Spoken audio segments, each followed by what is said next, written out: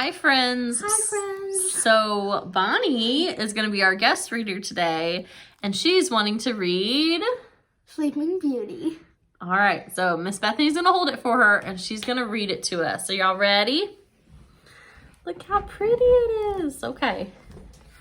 We're going to get started. Oh, look at that. So pretty. Sleeping Beauty. Once upon a time, there lived a king and a queen who longed for a child. One day, as their queen was brushing her hair, a little frog jumped off his lily pad and into the queen's windowsill. "You will become a mother," the frog croaked. Some months later, just before the sun peeped over the mountains, a little princess was born. The king and queen were overjoyed. "Our daughter is as beautiful as the rosy morning sky," the king cried. "We'll call her Aurora, since that's another name for the dawn." Aww, that's sweet. All right, let's read some more. "We must have a very special christening," said the queen. "We will invite the lords and ladies of the kingdom and all the fairies folk too." The king's messengers were soon sent far and wide to deliver the invitations. At last the great day dawned, and even before the lords and ladies began to arrive, the 12 good fairies in the kingdom came gliding through the air. All the fairies are coming," cried the happy queen. But there was a 13th fairy, a fairy who had not been invited. Ooh, one fairy wasn't invited. Uh-oh. Let's see what happens. At the christening feast, the table glittered with gold plates, and baby Aurora lay in a beautiful cradle in the middle of the banquet hall. The feast was nearly over. The good fairies flew to the cradle one by one and made a special wish as a gift. "Let her be wise," said one. "May she know the trust love," said the next. Just as the 11th fairy flew away from the cradle, a gust of wind blew out the candles. Suddenly the dark hall was lit by a burst of light and black smoke. A terrible figure flew over the cradle. The 13th fairy.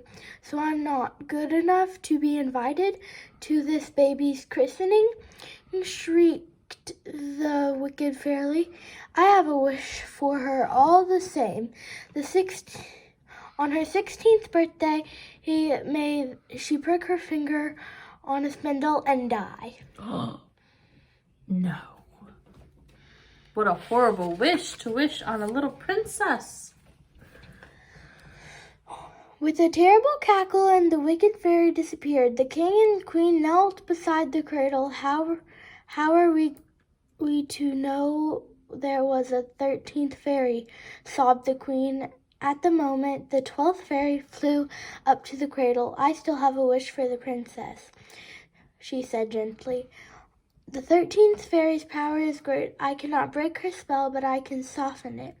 She waved her wand and exclaimed for all to hear, "When the princess pricks her finger, she will not die, but she will sleep for 100 years, to be awakened by a kiss of true love." The king was grateful, but he took no chances. He ordered that every spinning wheel in the kingdom would be burned. Ooh. That's what that big bonfire's for. Let's see what's gonna happen. The princess grew up to be a lovely young woman, and on the day of her 16th birthday, everyone in the castle was busy preparing for the celebration. "Run along, my dear," said the queen to Aurora. We'll call you when it is time." Aurora decided to explore one of the castle towers. Up up she went. At last she came to a big door.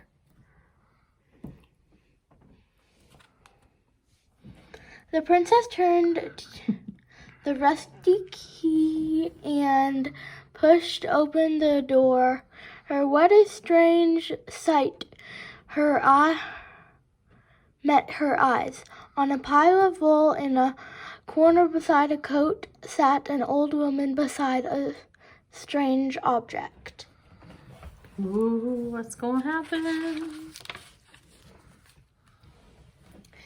Hello, said the princess shyly.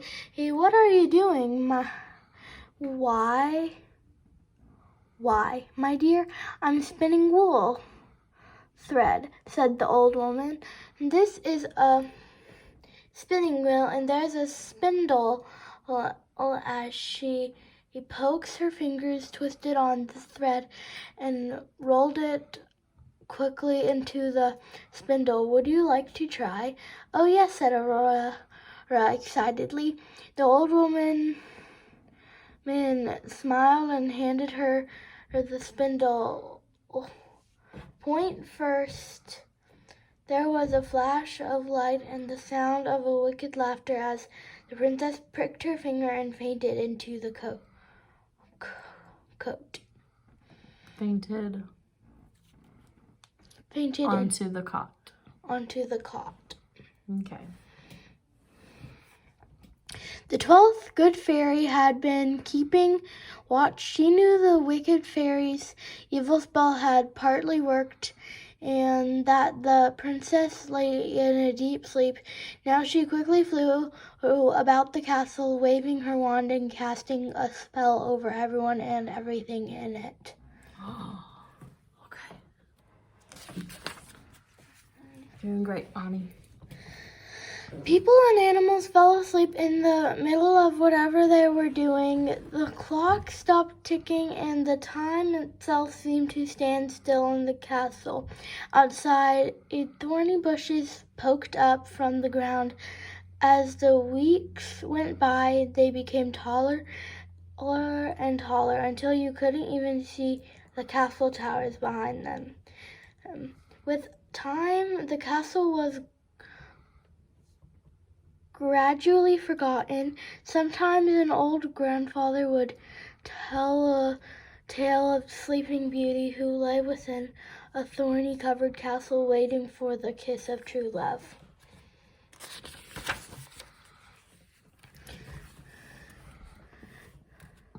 The years rolled by. From time to time, adventurous young men set out to free the mysterious princess from her deep sleep. They tried to cut through the towering hedge of thorns, but before long they were forced to turn back. The thorns tore at the poor horse's legs, and the branches seemed to reach out to trip them. That looks a little scary, doesn't it? Lots of thorns. At the end of the 100 years, almost no one remembered the story of the sleeping princess. The towering hedge was now a thorny forest. One day, a young prince named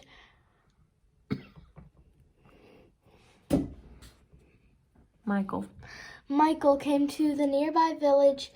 As he was talking to the villagers, an old man asked, "Have you ever known true love, my son?" "No," said the prince, "but I long to." No, but I long to. "No, but I long to," said the prince. You're just... "No," said the prince, "but I long to." "You're just a man to wake our Sleeping Beauty," the old man cried, and he told old Prince Michael about the legend. The prince rode off to the thorny forest, feeling sure a great adventure awaited him. Now this was the very day the princess's 16th birthday, 100 years ago. As he entered the forest, the prickly branches became as limb as sweetened, and his horse passed through unharmed. As limp as seaweed, and his horse passed through unharmed. Oh, we're getting close, Mama, Bonnie. if she was 16 100 years ago, wouldn't she be 116 now? Keep going. As Prince Michael rode up to the castle, he saw dozens of dogs and horses frozen in sleep. How curious, he said to himself. This must truly be an enchanted place. Inside the great hall, he found the king and the queen and all the suitors and servants dozing just where they had fallen asleep so long ago. On and on he went until at last he opened the door at the top of the tower, where there on a small cot lay the princess. The prince fell onto his knees beside Sleeping Beauty and gazed at her. A new feeling had entered his heart. This must be true love, he thought, and gently lifted her hand and kissed it. At the moment, Princess Aurora opened her eyes and smiled at Prince Michael. Aww, he kissed her hand. Downstairs, the castle sprang to life. The cat jumped up and began to chase a mouse in the doorways, and the guards rubbed their eyes, and the dogs stood up and barked. They had done 100 years ago, getting ready for the princess's birthday. My, how dusty everything looks, exclaimed the queen. Never mind, my dear, said the king, yawning and scratching. By the time our guests go home, it will be a lot dustier.